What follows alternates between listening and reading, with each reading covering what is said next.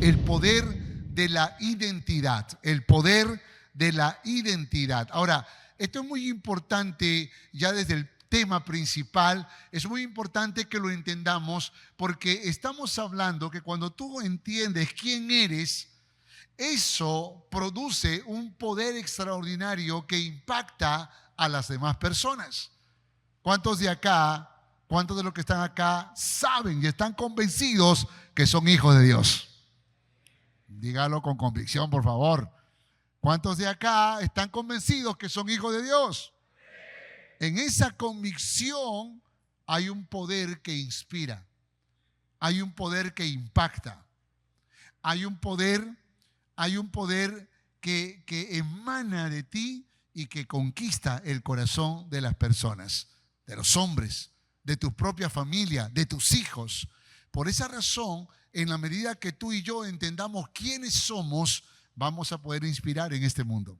De hecho, que necesitamos enseñarle a nuestros hijos esto, y precisamente el tema de esta mañana, de esta noche, apunta precisamente a esto, a poder ayudarles a fortalecer la identidad en nuestros hijos, empezando por nosotros. Así que vaya a su Biblia para que podamos leer Salmo 78, versos del 1 al 8. Escucha, pueblo mío, mi ley. Inclinad vuestro oído a las palabras de mi boca. Abriré mi boca en proverbios. Hablaré cosas escondidas desde tiempos antiguos, las cuales hemos oído y entendido, que nuestros padres nos las contaron. No las encubriremos a sus hijos, contando a la generación venidera las alabanzas de Jehová y su potencia y las maravillas que hizo. Él estableció testimonio en Jacob y puso ley en Israel, la cual mandó a nuestros padres que la notificasen a sus hijos, para que lo sepa la generación venidera y los hijos que nacerán, y los que se levantarán lo cuenten a sus hijos, a fin de que pongan en Dios su confianza y no se olviden de las obras de Dios, que guarden sus mandamientos y no sean como sus padres, generación contumaz y rebelde, generación que no dispuso su corazón ni fue fiel para con Dios su espíritu. Oremos por un instante. Padre, en el nombre de Jesús, rogamos que en esta noche, en este corto tiempo que voy a hablarle a estos hombres, tu palabra sea poderosa, sea oportuna para poder conquistar sus corazones. Que tu palabra sea como una semilla poderosa de vida plantada en buena tierra, como son los corazones de estos hombres, y que traiga frutos al 100%. Te lo pedimos y te lo rogamos en el nombre de Jesús. Amén y amén. El deseo de Dios es que conozcamos su palabra para ser verdaderamente hijos del Padre perfecto, para conocer, para entender el privilegio de ser llamados hijos de Dios. Cuando Dios escogió al pueblo de Israel, el deseo de Dios era que este pueblo se identifique con Dios, que conozca a Dios, que pueda declarar a todas las otras naciones que ellos eran el pueblo de Dios. Lamentablemente conocemos la historia y sabemos que los líderes, muchos de estos líderes, de estos padres, no entendieron esta verdad. Y por lo contrario, se avergonzaron de reconocer a Jehová como su Dios y se fueron tras otros dioses. Por eso es que este salmo dice, para que no sean como sus padres contumaces, rebeldes, sino que más bien por el conocimiento de Dios y de su palabra, surjan nuevas generaciones que amen a Dios con todo su corazón. Por eso dice el Salmo, a fin de que ponga en Dios su confianza y no se olviden de las obras de Dios, que guarden sus mandamientos. Escuche, esto es muy importante. La razón por la cual tenemos que tener convicciones muy claras en nuestras vidas es porque nuestros hijos, es porque nuestros nietos, empezando por nosotros mismos, están buscando identidad en este mundo. En este mundo tan convulsionado, en este mundo tan confuso, en este mundo lleno de filosofías huecas, están buscando identificarse. Ahora, déjenme decirles algo. Desde el primer siglo de la era cristiana, siempre surgieron filosofías, aún desde antes. Y podríamos pasar toda la noche hablando de esto, pero ese no es el punto. Pero por lo menos permítanme, frente al paganismo de la época, Jesús surge como alguien que tiene la verdad y quiere proclamar esa verdad. Y en el momento preciso, ni antes ni después, en el kairos de Dios, en el tiempo perfecto, Jesús vino a este mundo y promovió el conocimiento de la verdad y se declaró él mismo la verdad. Y surgió el cristianismo. El cristianismo fue, o algunos lo reconocen como una de las filosofías, y tendríamos que decir es mucho más que una filosofía, pero es conocido como una de las filosofías más poderosas en la historia de la humanidad. Es increíble cómo un hombre que ni siquiera escribió un libro, que solo tuvo 3 años para poder impartir las verdades que él proclamaba, creó un movimiento poderoso que hoy se ha convertido en más de 1.000 millones de personas en el mundo entero que conocen a Cristo Jesús. Y esto nos habla no solo de que era un líder, no solo que era un filósofo. Jesús era la verdad. Jesús era Dios. Y es Dios. Y por lo tanto, después de este cristianismo que surge en el primer siglo, aparecen muchas filosofías, muchas. Y de pronto comienzan a batallar con muchas y diversas filosofías y surge otra muy fuerte que tiene que ver con el teocentrismo religioso. Y lamentablemente comienza una distorsión porque ahora Dios se impone en el alma y en el corazón de la gente, y esto va hasta la época medieval. Y ustedes conocen seguro algo de historia como las cruzadas y otras más, donde en el nombre de Dios muchas veces hicieron cosas horribles, cosas terribles, y eso es una distorsión del cristianismo. Eso no es cristianismo genuino, verdadero, puro. Y eso provocó que allá por el siglo XVIII surgiera lo que se conoce en la historia como la modernidad o el modernismo, que no es otra cosa que una forma de explicar el mundo sin Dios. Y surge la ciencia y todos los avances científicos que antes estaban en manos de cristianos, ahora están en manos de ateos que están predicando que Dios no existe o que tal vez Dios ha muerto, como el famoso Nietzsche lo dijo. Pero cansados de este modernismo, de los inventos y la bomba atómica y las guerras en el mundo, surge lo que se conoce como el posmodernismo. Y el posmodernismo no es otra cosa que un juicio hacia el modernismo. Nos llevaron por la intelectualidad, pero ¿qué provocó esto? Guerras, hambruna, matanzas, dominio, posesión de los unos contra los otros. Así que vivamos la vida, dijo el posmodernismo. Vivamos la vida, pensemos lo que querramos pensar, sintamos lo que querramos sentir, y comienza toda una cultura, toda una filosofía donde ya no se basa en la ciencia, ahora se basa en el sentimiento. Ahora yo soy lo que quiero ser.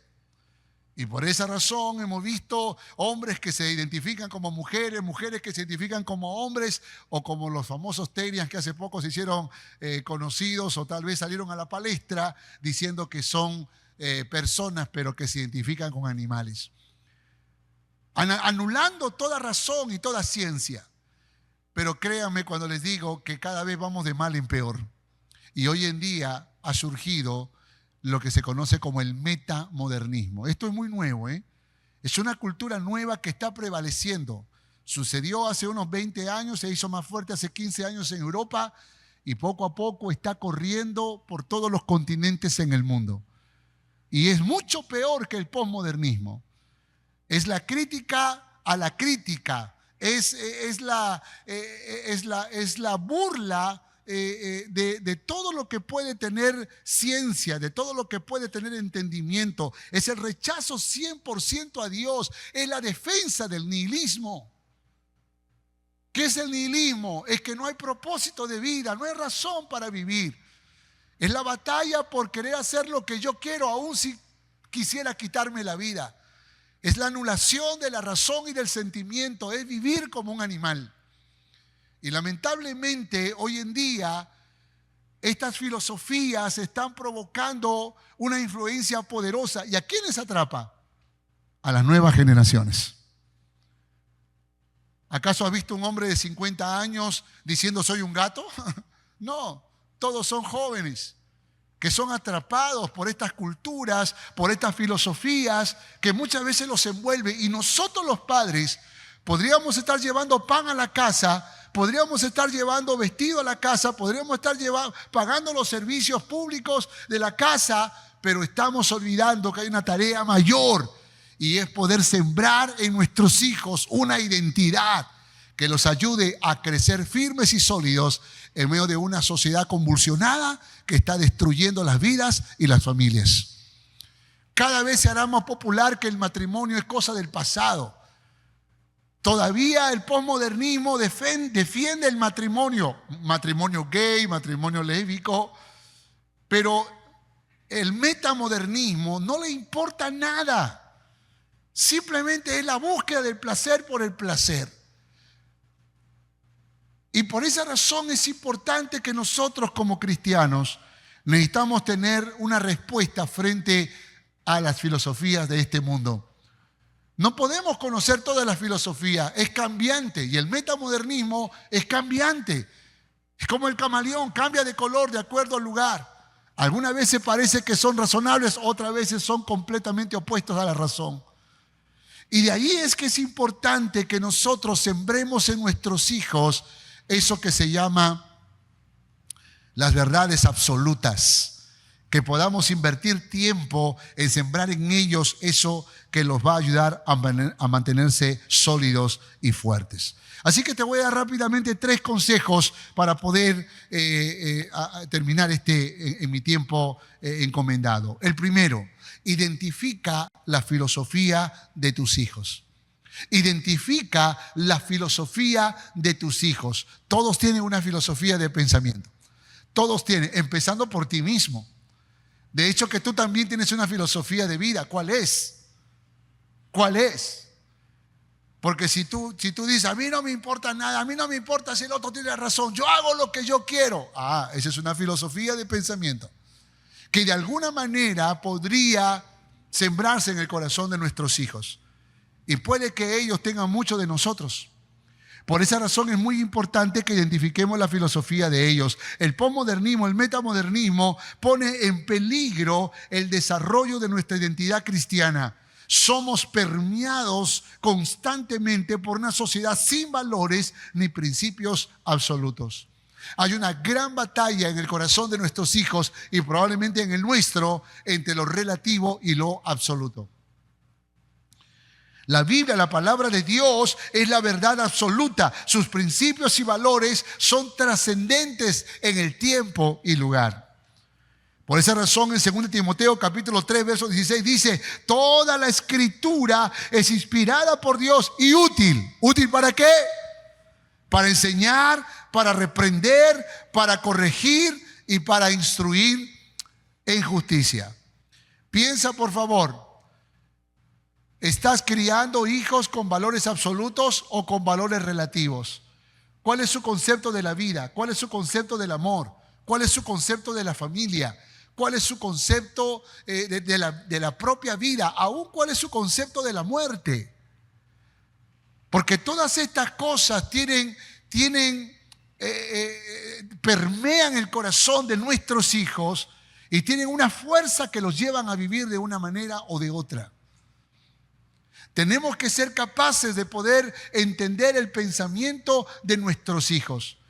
Cuando mi padre no era cristiano, por supuesto, y cuando yo era niño y tenía un golpe, algo, me caía, él me decía: no llore, los hombres no lloran, Los hombres no lloran. Y así lo tenía a todos sus 9 hijos. Y claro, nosotros que no queríamos ser, siendo hombres, no queríamos ser mujeres, entonces no queríamos llorar.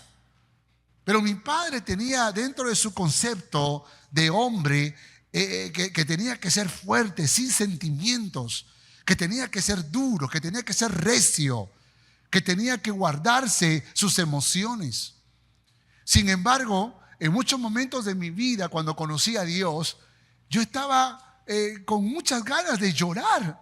Quería derramar mi corazón, quería llorar de muchas maneras, pero escuchaba la voz de mi padre cuando yo era niño: no llores, los hombres no lloran. Y de pronto me doy cuenta que estoy siendo permeado por una forma de vivir que no es la mía. Yo no quiero esa vida. Yo quiero llorar, yo quiero ser libre. Yo quiero ser libre para llorar, para abrazar a mi esposa, a mis hijos, envolverme en emociones. Yo quiero cantar a Dios con alegría. Pero escuchaba la voz de mi padre porque yo creo que hay una autoridad poderosa en cada uno de nosotros los padres cuando nuestros hijos son pequeños. Si tienes hijos pequeños o tienes nietos, tienes una gran oportunidad para sembrar en ellos valores absolutos, verdades poderosas. Y por favor, no importa la edad que tengan tus hijos, siempre dile: Dios existe. Siempre dile: Dios es real. Siempre dile: Dios es personal y Él quiere establecer una relación contigo. Esto es muy importante. Estudié en la Universidad de San Marcos en la época del terrorismo y rápidamente me hice ateo. Yo ingresé a los 16 años y fui presa del marxismo de la época y me volví ateo. Mi madre, que ya era cristiana, me decía: mi hijo, cuando usted esté en peligro, ore a Dios. Claro, era la época del terrorismo, los coches bomba y todo eso. Entonces, ore a Dios, mi hijo. Yo le decía: mamá, yo soy ateo. Yo no creo en Dios, mamá. Mi hijo, no importa, usted clame a Dios por si las dudas por ti. No, mamá, yo no dudo. Dios no existe, no es real. Te engañaron, mamá. Ay, mi hijo, así dicen todos los ateos, pero el día que hay un terremoto son los primeros que se arrodillan, me decía así. Grita: Dios mío, ayúdame. Yo un día estaba en una zona de peligro, a punto de morir, hermano. Yo digo el poder de la influencia de los padres.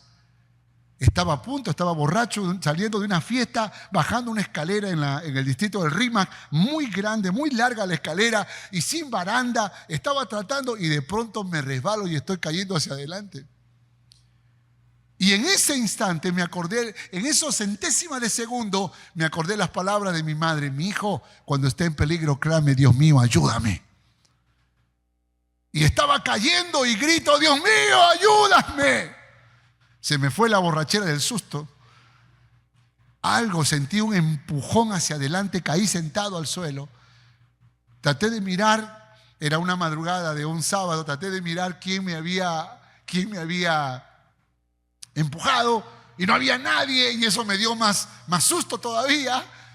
Y me senté y me puse a llorar porque yo sabía que era Dios. Esa es mi experiencia. Yo sabía que fui Dios. Y a pesar de que yo le había quitado la fe a muchos cristianos y me había burlado de muchos de estos cristianos, esa experiencia me llevó a buscar a Dios. Y a través de esa experiencia conocí a Jesús. Escuche, nunca subestimes el poder de una verdad. Siempre la verdad tiene un poder maravilloso. Así que declárala. Díselo a tus hijos. Aunque tal vez no te quiera escuchar, aunque tal vez te diga: yo no creo eso, papá. Pero dile: mi hijo, Dios existe. Mi hijo, Dios es real. Mi hija, Dios tiene poder. Mi hijo, Dios quiere establecer una relación contigo. Y verás cómo la gloria de Dios en algún momento se ha de desatar en su vida. ¿Cuántos dicen amén a esto? Lo relativo versus lo absoluto. Hay muchas batallas. Hoy en día la gente está lidiando con muchas filosofías de pensamiento, porque cuando alguien abraza lo relativo, entonces todo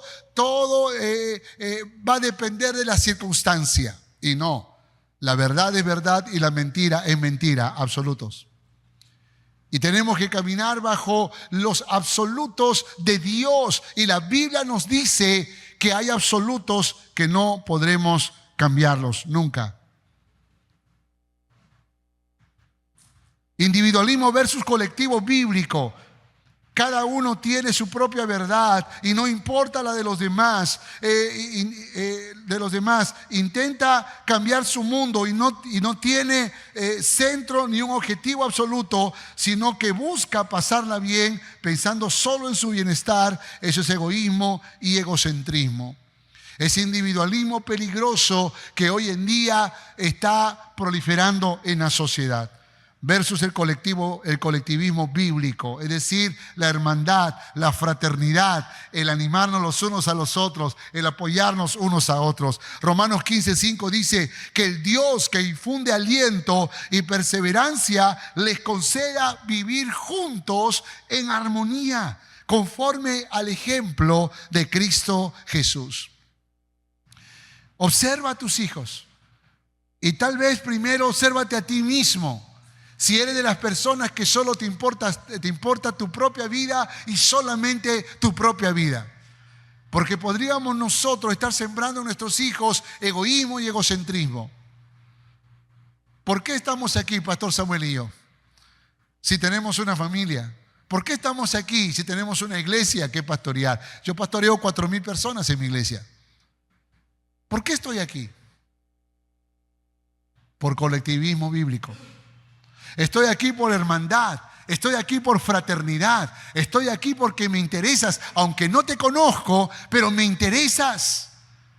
Y deseo con toda mi alma que lo que te podamos decir en estas noches y el domingo por la mañana sea tan útil que tu vida pueda cambiar, que tu vida pueda ser diferente.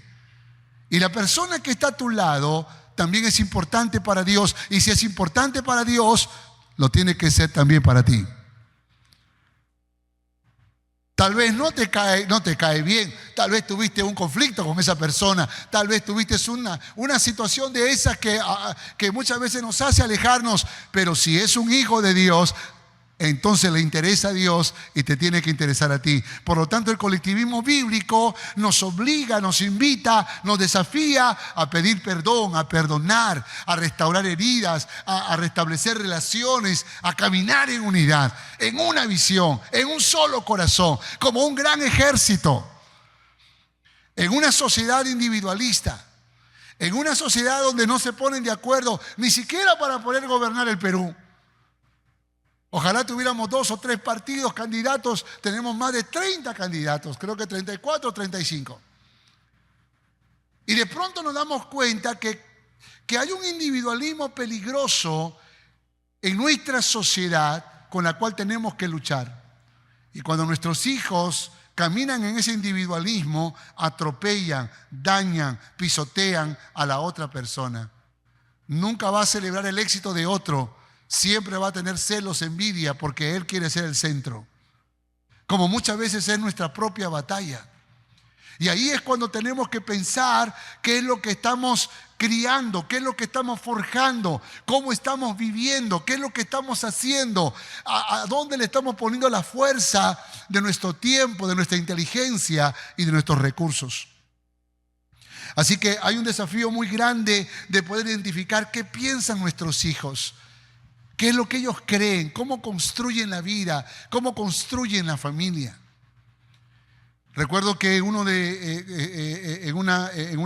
llegué a una empresa y había un niño de 8 años y yo me acerqué a él y le pregunté, dime, ¿qué quieres ser de grande? Yo tratando de conectarme con el muchacho. Y el niño me dijo, yo quiero ser cura, me dijo. Cura, me sorprendió. Siempre los niños quieren ser doctores, deportistas, pero él dijo, yo quiero ser cura, sacerdote. Yo le dije, ¿y por qué? Porque no quiero casarme, me dijo. 8 años. Yo le digo, ¿y por qué no te quieres casar? Porque no quiero golpear a mi esposa. Porque no quiero abandonar a mis hijos. Un niño de 8 años ya estaba construyendo una filosofía en base al dolor que estaba experimentando, en base al sufrimiento que estaba experimentando. La sociedad de hoy es tan egoísta que cuando a una pareja que recién se casó o que tal vez ya tiene 1 año, 2 años o 3 años, le dices, ¿y cuándo vienen los hijos? ¿Y cuándo van a traer hijos al mundo? Las parejitas fruncen el ceño, se incomodan y dicen, ¡ay, no! Como si traer los hijos al mundo sería una carga pesada. como si fuera un castigo de Dios, como si fuera una pérdida de paz y felicidad. Ese es el egoísmo y el egocentrismo de este mundo. Mientras que el Salmo 128 dice: bienaventurado el hombre que llenó su aljaba de hijos. Hay una bendición para aquellos que anhelan tener hijos y que los traen al mundo. Claro, la idea no es que tú tengas todos los hijos del mundo, ¿no? Pero el punto es de que cuidado con esta filosofía egocéntrica, egoísta, que nos hace mirarnos solo a nosotros. No sé cómo es aquí, pero los jóvenes allá en Lima, cuando le dicen: ¿y cuándo te casas? Ay, no, primero quiero viajar, quiero tener casa, quiero tener carro, quiero tener todo, quiero vivir bien para luego casarme. Como decir, primero voy a disfrutar y luego voy a sufrir. Porque para muchos el matrimonio es esclavitud, sufrimiento. Y por esa razón te encuentras con casados que cuando un soltero le dice: hermano, me voy a casar, ¿qué le dice el casado? No, no te cases, no, así está bien, disfruta. ¿Por qué razón? Porque tenemos un concepto equivocado de matrimonio, un concepto equivocado de familia. Así que aquí hay un relativismo peligroso, pero también un egoísmo y un egocentrismo que puede estar destruyendo los corazones y el futuro de nuestra familia. Tenemos el desafío de conocer la filosofía que nosotros tenemos y que nuestros hijos lo tienen. Segundo, rápidamente, analiza la personalidad de tus hijos. Nota que no te estoy aconsejando darle de comer, vístelo, no. Te estoy diciendo, analiza, evalúa la personalidad de tu hijo. Es muy importante entender esta verdad. Nuestros hijos buscan parecerse a alguien y existen factores que facilitan la construcción de su personalidad, para bien o para mal. Primer factor que forja la personalidad de los hijos: la crianza de los padres. Ese es el primer factor. Los hijos son forjados principalmente por los padres. Por esa razón, vale la pena que recibas una gran clase de crianza, un curso, un material, algo que te ayude a entender la importancia de la crianza. Porque los padres que saben criar no solo son proveedores, son protectores y guiadores. De eso voy a hablar mañana. Pero es importante que tú y yo entendamos que hay un poder de influencia muy poderosa en nosotros cuando forjamos el corazón de nuestros hijos, la crianza. Y por la crianza, los hijos terminan pareciéndose a los padres. Segundo factor, la influencia de la sociedad. Si tú crees que nuestros hijos solo se forjan por lo que nosotros les enseñamos, estás equivocado. La sociedad también lo va a influenciar. Estaba en Chicago dando una conferencia, en Estados Unidos, dando una conferencia para hombres, y yo estaba hablando acerca de que muchas veces nuestros hijos, por la crianza que les damos, se parece a nosotros. Entonces este hombre, era un hombre de traje, corbata, me dijo: pastor, quiero hablar contigo. Usted dice que los hijos se parecen a los padres, pero yo tengo un hijo completamente diferente al mío. A mi forma de pensar, a mi forma de vida, a mi forma de expresarme, es muy diferente. ¿Y qué me dice acerca de eso? Y yo le dije: bueno, según mi teoría, entonces tú no eres su padre, le dije. Y me dijo: ¿cómo que no soy su padre si yo lo firmé? Tiene mi ADN. No. No estoy hablando que no sea tu padre biológico. Tal vez ya no eres su padre líder, porque alguien tomó tu liderazgo, alguien robó tu liderazgo, alguien se aprovechó de que tú no estabas liderando a tus hijos y tomó su corazón. Esa es la influencia de la sociedad. Algunos de nuestros hijos son atrapados por filósofos o por cantantes famosos o por artistas o por deportistas famosos. De alguna manera son atrapados por los diferentes youtubers que están en las redes sociales. Son atrapados y de pronto te das cuenta que se pone un aretito en la oreja. De pronto ahora se peina con gomina, moco de gorila le dicen en Estados Unidos, y hace cosas con su pelo y se viste de una manera distinta. Y tú dices, ¿qué le pasó? Yo nunca le enseñé esto a mi hijo. Yo nunca lo crié de esta manera. Pero no te das cuenta que hay una sociedad que está influenciando poderosamente a nuestros hijos. ¿Sabe qué es lo peor? Que en la intimidad de su habitación podrían ser poderosamente influenciados, ¿sí o no? ¿Cómo? Prendiendo la pantalla del celular, prendiendo la computadora. Empiezan a llenar su corazón de toda esa basura que muchas veces contamina el corazón de nuestros hijos y que muchas veces los ha llevado a arriesgarse al punto de que las niñas pueden entregar su cuerpo a los 13 años. ¿Sabe?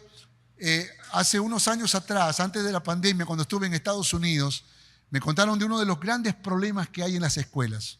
Y no era el bullying, El tema era más grave todavía, porque las chicas desprecian a las muchachas que nunca le practicaron sexo oral a un niño, a un muchacho, a un adolescente.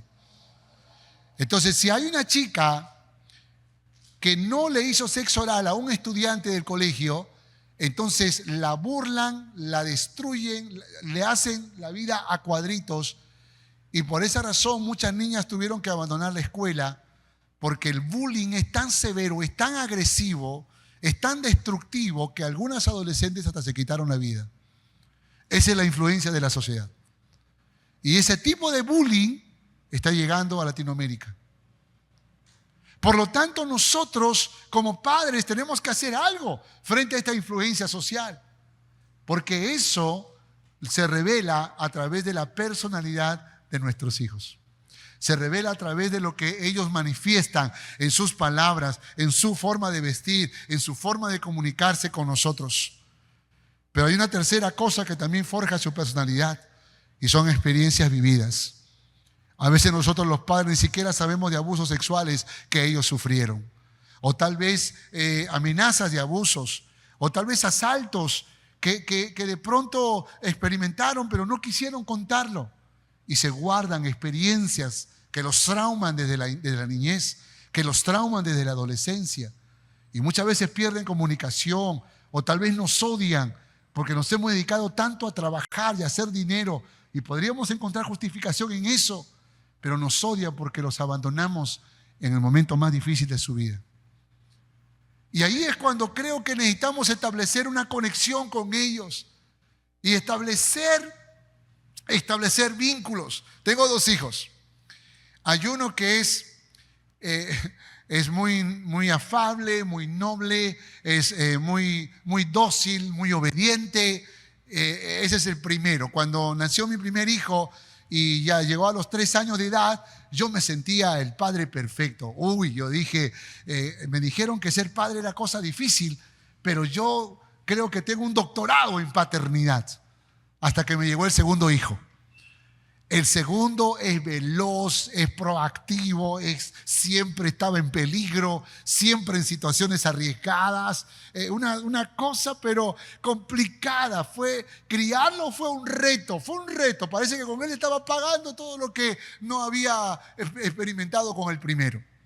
Y he tenido muchas experiencias con mi hijo. Él es un cantante cristiano, ama a Dios, canta en la iglesia, es un empresario. Hace 2 meses se casó con una linda mujer, sierva de Dios también.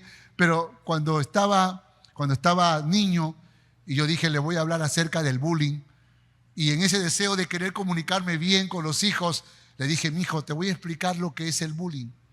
Sí, papá, tenía como 7 años. Y le dije, mira, esto es el bullying, tal vez es una palabra nueva para ti. Y le estaba explicando. Y después que le expliqué lo que significa el bullying, le dije, mi hijo, ¿a ti te hacen bullying? Porque esa es una buena pregunta que deberíamos hacerle a nuestros hijos. El muchachito me miró y me dijo, no. Yo respiré. Y luego dijo, yo hago bullying, me dijo. Ahora sé lo que hago. Digo, pero ¿cómo que hace bullying? Tú eres cristiano, mi hijo. Sí, pero es que a veces me fastidian los niños y yo también le hago bullying a ellos. Y de pronto me doy cuenta que estoy descubriendo cosas en mis hijos que probablemente no hubiese descubierto si no hubiese conversado con ellos, si no hubiese platicado con ellos. Y puede que en cada etapa podamos descubrir cosas en el corazón de nuestros hijos. Si mi padre hubiese hablado conmigo, si mi padre hubiese tenido tiempo para preguntarme estas cosas y tal vez yo hubiese tenido el valor de poder responderle, probablemente me hubiese ahorrado muchos años de dolor y muchos años de sufrimiento. Pero mi padre era un hombre muy ocupado, un empresario que nunca hizo faltar comida en la casa, que nunca hizo faltar estudio a sus hijos, que nunca faltó ropa en la casa, que vivimos en una casa muy grande, pero tal vez me faltó lo más valioso y lo más importante, que es el amor de mi padre, el afecto, el cariño, el te amo. Y me trató de reemplazar con cosas materiales. ¿Sabe qué es lo más triste de todo esto? Que cuando mi hijo mayor tenía 2 años y yo estaba metido en el mundo empresarial, todavía estaba en el mundo empresarial, entonces yo dije, voy a ir a comprarle un caballito de madera, yo creo que a él le gustaría. Y me fui, hermanos, todo. Mi hijo hoy es un pastor, ha fundado una iglesia en la zona del Surco Nuevo, allá en Lima, pero 2 añitos me fui a buscar el caballito de madera por diferentes lugares de la época, de hace muchos años atrás, y no encontré. Todo el día, yo le dije a mi hijo de 2 años, le dije, no regreso si no te compro el caballo. ¿Y para qué le hice esa promesa? Eran las 10 de la noche y llegué a mi casa frustrado, avergonzado. Había salido desde la mañana a buscar ese famoso caballito de madera que nunca encontré. Y de pronto estaba a punto de tocar la puerta de mi casa, avergonzado, ¿qué le voy a decir a mi hijo? Y de pronto el Espíritu de Dios me hace esta pregunta. ¿Qué es más valioso para tu hijo? ¿Que le compres un caballito de madera o que tú seas el caballo? Y de pronto me doy cuenta que lo más fascinante para un hijo es que yo sea el caballo, ¿sí o no? Tan sencillo como eso. No se requiere ir a una universidad para comprender estas verdades. Así que toqué la puerta y me puse de 4. Y cuando mi hijo se abrió la puerta, le dije, hijo, llegó tu caballo. Y aquel niño vino corriendo, se montó sobre mi espalda. Y esa noche fue feliz hasta que durmió. Yo creo que muchas veces nosotros los padres necesitamos pensar un poco más qué es lo que ellos realmente necesitan. ¿Cómo podemos conectar nuestro corazón con ellos? ¿Cómo podríamos nosotros establecer un vínculo, una conexión? Y déjame decirte algo. Mis hijos ya están casados, pero cada vez que le pongo la mano en el hombro, le digo, mi hijo, te amo. Se derriten, me abrazan y me dicen, yo también, papá. Y me doy cuenta que nunca dejan de necesitar afecto. Así que no importa cuán grande sea tu hijo, abrázalo. Dale un beso, dile que lo amas. Dile que es importante para ti. No lo escarbes rápidamente. Pero la segunda vez que lo dices, la tercera vez que lo dices, llévalo a tomar un café. Dile, mi hijo, cuéntame algunas cosas que tal vez nunca me has contado. Y de pronto verás cómo ese hijo o esa hija comienza a abrir su corazón.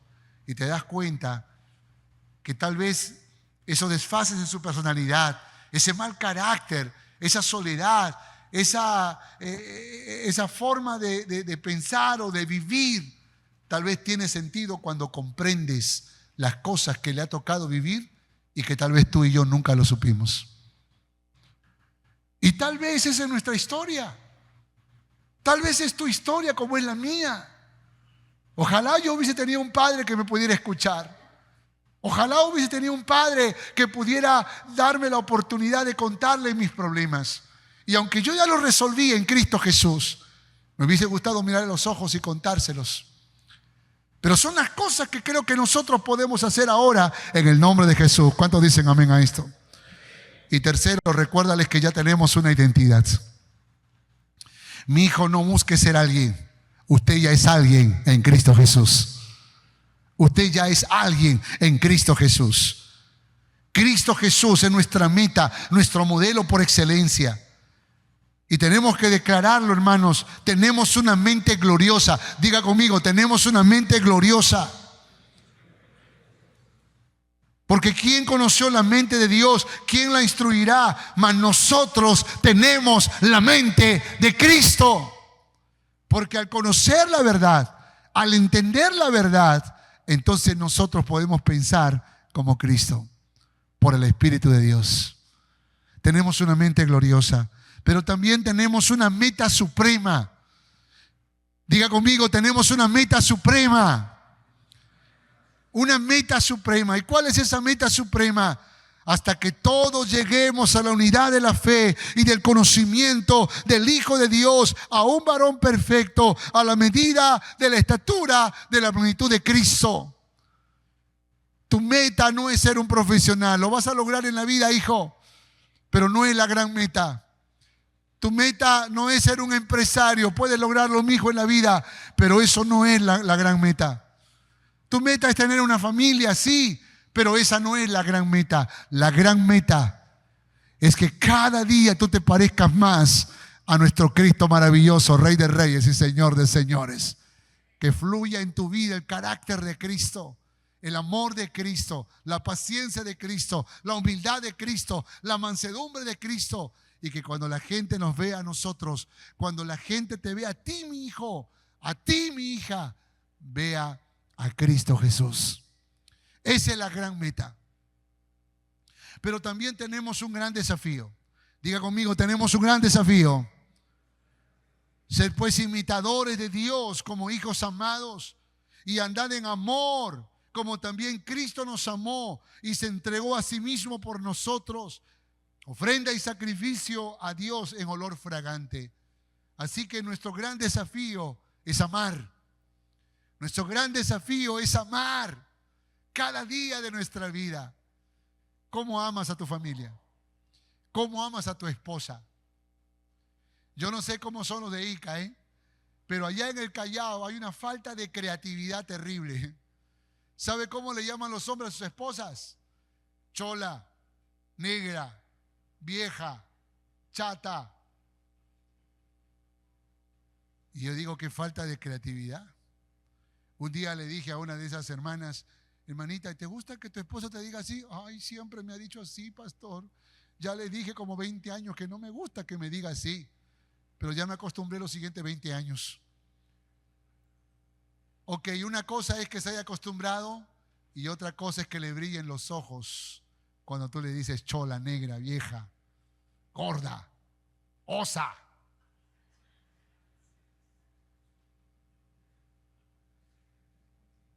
Así que le dije, brutos, porque eso es lo que pasa.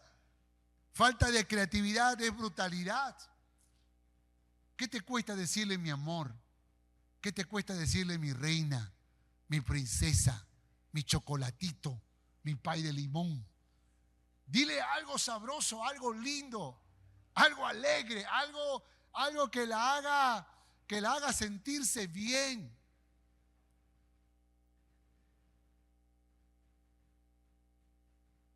El otro un día me dijo, pastor, mi esposa antes era Miss Perú, pero ahora es Miss Mundo, me dijo. Así le digo, ¿cómo es eso? Antes era Miss Perú, ahora es Miss Mundo.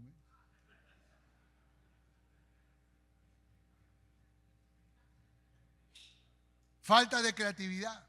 Pero cuando hay amor, escúchame, cuando hay amor, entonces tú fluyes con palabras afectivas. Te salen las mejores palabras para tus hijos. Te salen las mejores palabras para tu esposa.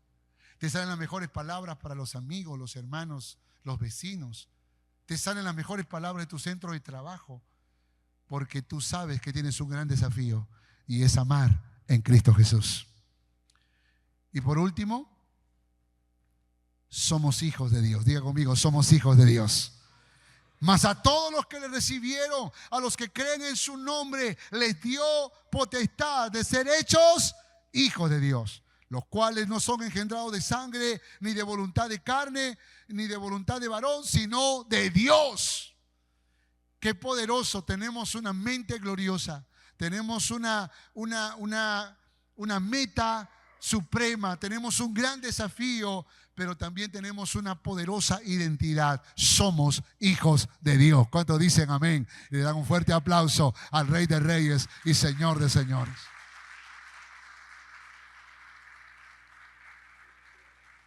La próxima vez que vayas al trabajo o al barrio o a cualquier lugar o una reunión familiar y alguien te dice, oye, ¿tú eres cristiano? No te avergüences, porque tú tienes una identidad en Cristo Jesús. Tú eres un hijo de Dios. Y dile, claro que sí, ya mucha honra, hijo de Dios. Antes estaba perdido, muerto en mis delitos y pecados, pero un día Cristo vino a mi vida y todo cambió. Pasé de muerte a vida, de las tinieblas a su luz admirable. Antes estaba muerto y ahora vivo, estaba perdido y he sido hallado. Y por su gracia y por su misericordia soy lo que soy, tengo lo que tengo y declaro con mi boca que soy un hijo de Dios. El poder de la identidad nos hace proclamar a Cristo como nuestro Salvador, como nuestro Señor. Quiero terminar. Las 3 preguntas filosóficas que ningún filósofo o ningún pensador en el mundo entero ha podido responder son estas. ¿De dónde vengo? ¿Qué hago aquí? ¿Y a dónde voy? ¿De dónde vengo? ¿Qué hago aquí? ¿Y a dónde voy? Qué poderosa es la palabra, que estas grandes preguntas que me acuerdo en mi época de universitario eran las preguntas filosóficas. Hasta el día de hoy Jesús lo respondió de la manera más sencilla. Salí del Padre, he venido al mundo, sabemos para qué vino al mundo, y otra vez dejo el mundo y voy al Padre. En un versículo, en una oración, Jesús respondió las 3 grandes preguntas que ningún ser humano sobre la tierra puede responder. ¿Sabe por qué? Porque la verdad y la sabiduría solo está en Dios. Y cuando alguien aprende a amar a Dios, entonces esa sabiduría forma parte de tu vida. Hemos venido por plan divino de Dios a este mundo. No eres una casualidad. No eres una casualidad. Soy el 9º de 9 hijos. Mi madre tenía 46 años cuando me dio a luz. Mi padre, cuando se enteró que estaba embarazada mi madre de mí, le dio un ataque de nervios que fue al hospital. Mi madre se enteró que estaba embarazada cuando yo tenía 5 meses en su vientre. Tenía dolor de estómago, fue al médico, el médico le dijo, señora, felicidades, está embarazada. Ella dijo, lo último que quiero es estar embarazada. Las comadres, las amigas le dijeron, uy, tan vieja y embarazada. Su hija y su nuera estaban embarazadas también. Así que la vergüenza comenzó a matar el corazón de mi madre. Las comadres le dijeron, enfermito te va a salir. Así que toma pócimas para abortar. Mi madre tomó todas las pócimas. Pero por alguna razón, y yo creo divina, ese bebé se agarró de las tripas de su madre y dijo, no salgo hasta el 9º mes. Entonces nací yo. Y cuando nací me di cuenta que ni fue planificado. Bueno, ¿quién planifica el 9º hijo, no? Y tampoco fui deseado. Y eso me golpeó por muchos años. Pero cuando yo conocí a Dios me di cuenta que no fui una casualidad. Me di cuenta que Dios tenía un plan para mí. Y por eso me trajo a este mundo. Así que Dios tiene un plan para tu vida y por eso tienes vida. Por eso estás en este mundo. La pregunta, ¿estás haciendo lo que te corresponde hacer? ¿Estás viviendo como Dios quiere que vivas? ¿Estás glorificando a Dios en este mundo? Porque un día volverás al Padre. Un día estarás con Dios por la eternidad. Así que te queda hacer aquí en la tierra lo que te corresponde hacer. Si eres esposo, sé un buen esposo. Si eres un padre, pues sé el mejor de los padres. Si eres un miembro de una iglesia, pues sé un buen cristiano. Y si todavía no conoces a Dios, ¿qué esperas? Ríndele tu corazón a este Cristo maravilloso, Rey de Reyes y Señor de Señores. ¿Cuánto le dan un fuerte aplauso a este Dios todopoderoso?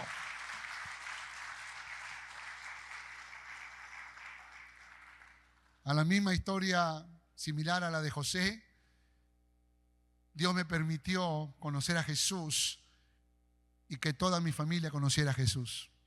Todos mis hermanos son cristianos. Mi padre conoció a Jesús a través de mi vida. Y mis sobrinos, que son decenas, también todos conocen a Jesús. Cuando pienso en mi propia vida, me doy cuenta que Dios tenía un plan para mí. Tal vez cuando tenía 16, 17, 18 años no lo entendía. Tal vez pensaba egoístamente. Pero cuando Dios tomó mi corazón, me di cuenta del plan maravilloso que Dios tiene para mí, que tuvo para mí y que lo tiene. Escúchame, yo no soy mejor que tú. Tú y yo somos iguales. Para Dios somos exactamente iguales. Tal vez la única diferencia podría ser de que yo he corrido en mi propósito. Pero si tú estás corriendo en tu propósito, te felicito. Pero si todavía te falta tomar una decisión más, tómala el día de hoy en el nombre de Jesús. Ponte de pie, por favor.